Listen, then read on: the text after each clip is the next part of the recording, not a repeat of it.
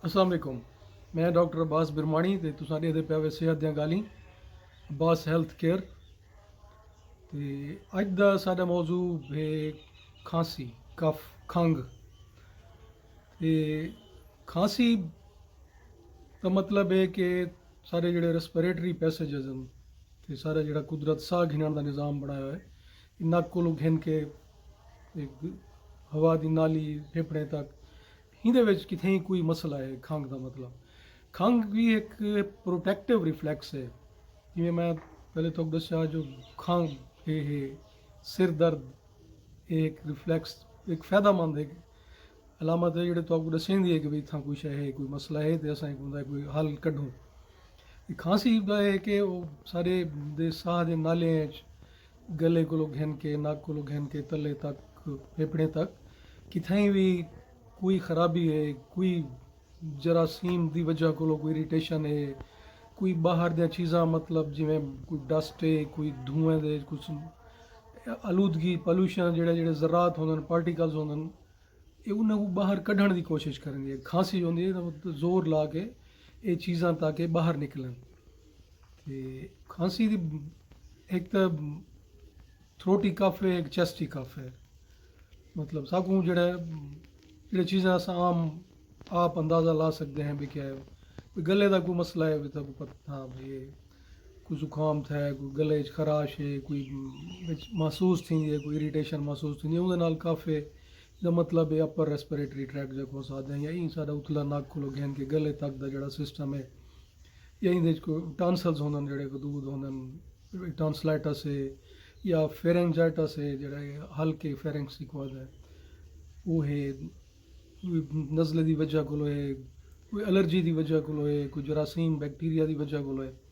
ये हो चेस्टी कफ छाती हो तो तुहानू पता लगदा भाई इत्थां बोझ है,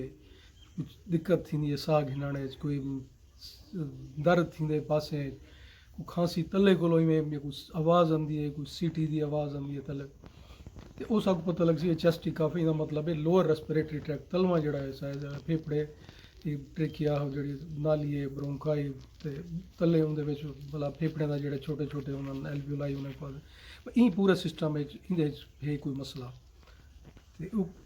एह् जेह्ड़ा है लोअर रेस्पिरेटरी ट्रैक्ट इन्फेक्शन जो चेस्टी कफ जेह्ड़ी है। अच्छा इंदे हुण कोई एक ड्राई कफ है, खुश्क खांसी होंदी है, ते एह् इक प्रोडक्टिव कफ है भी उंदे नाल बलगम निकलदे ते उंदे वाला थोड़ा जिहा मुख्तलिफ होंदे इलाज। ते एक है स्मोकर्स कफ, वो इंसान वो आपको पता होंदे मैं सिगरेट पींदा, मैं कितनी सिगरेट पींदा पिया, मैं क्या उंदे च वाला है कि गले दा भी थींदे वाला आखिर च फेफड़े थींदे बलगम ही होंदे बनदे। अच्छा ते उंदे विच मेरे कुछ सारे कोल होंदे न जिवें पेशेंट सारे जेह्ड़े स्मोकर्स होंदे न ते ओह् बस असीं मैं बस ओह् तुसां सिगरेट छुड़वाइए कोई ॾाढा ओह् असीं सिगरेट पींदे आसे ते ॾाढा बलगम सोह्ना निकलदा रह वेंदा। सही सिगरेट जेह्ड़ा है बलगम कढेंदी नहीं, बलगम बणेंदी है।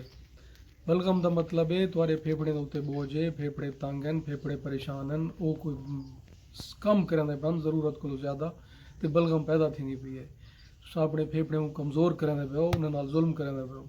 सिगरेट बलगम ना पीसो, बलगम ना बनसी, बलगम बलगम निकलन नहीं। ये नहीं जो कोई जिवें कब्ज़ है तो भाई पेट चलिया रह वञे तो कब्ज़ खुली रह वञे तो ॾाढी सोहनी सेहत होंदी है, ई नहीं होंदा जो बलगम निकलदी रह वञे, बलगम होवे ना। ते इवें हुण असां ज़्यादातर वजूहात क्या हैं, एक तो वायरस जुकाम थींदे उनके बाद खांसी थी गई। अच्छा वाल है कि बैक्टीरिया नाल तो महसूस थी सी भाई बुखार थी गया या कोई घाटा या बलगम है। एक वाल है पुरानी खंघ। अच्छा पुरानी वाला है कोई नाल नाल कोई फैमिली है कोई एक हिस्ट्री देखने पॉसिबिलिटी भी कहीं कोई खानदान या बहु वर्षे को है इंसान को कमज़ोरी थी वेंदी है, रात का बुखार थी वेंदे, ईअं ठंडे पसीने आंदे आहिनि, खांसी है बहुत ज़्यादा, बलगम निकलते बाज़ औकात बलगम में खून भी होंदे ते उंदे इम्कान वाले है कि ट्यूबर टीबी है उंदे वाल डॉक्टर जेह्ड़ा एक्सरे करे सी, खून टेस्ट करे सी, बलगम टेस्ट करे सी। शबी है कि ये इंडस्ट्रियल डिजीज़ जेह्ड़े लोग इंजी जाहीं ते कम करन जित्थां पार्टिकल्स या जिवें संगे मरमर है इंडस्ट्री है जिथां पत्थर कटिया वेंदे पत्थर घड़िया वेंदे अच्छा इवें ਜਿਹੜੇ ਸਟੋਨ ਕ੍ਰਸ਼ਰਸ ਦੇ ਉੱਤੇ ਕੰਮ ਕਰਨ ਹਨ ਜਾਂ ਜਿਨਿੰਗ ਫੈਕਟਰੀਜ਼ ਦੇ ਟੈਕਸਟਾਈਲ ਮਿਲੇ ਚ ਧਾਗਾ ਬਣਾਉਣ ਵਾਲੇ ਉੱਥਾਂ ਕੰਮ ਕਰਨ ਉਹ ਫਾਈਬਰ ਜਿਹੜਾ ਉਹਦੀ ਵਜ੍ਹਾ ਕੋਲ ਫੇਫੜੇ ਬਣ ਕੇ ਜਮਾ थींदा वेंदा फेफड़े सख़्त थी वेंदा आहिनि हार्ड थी वेंदा आहिनि ਉਹ ਇੱਕ ਜਿਹੜੀ ਹੈ इंडस्ट्रियल डिजीज़ नीमोकोनियोसिस ਤੇ ਉਹ ਲੱਗਣ ਵਾਲ ਪਿੱਛੋਂ ਸਾਰੀ ਹਿਸਟਰੀ ਉਸੀ ਵੀ ਇਨਸਾਨ ਉੱਥਾਂ ਕੰਮ ਕਰਨਾ ਰਹਿ ਗਿਆ ਤੇ ਇੱਕ ਲੰਬੇ ਅਰਸੇ ਕੋਲੋਂ ਖਾਂਗੇ ਸਾਹ ਛੱਡਦੇ ਇਹ ਐਲਰਜੀ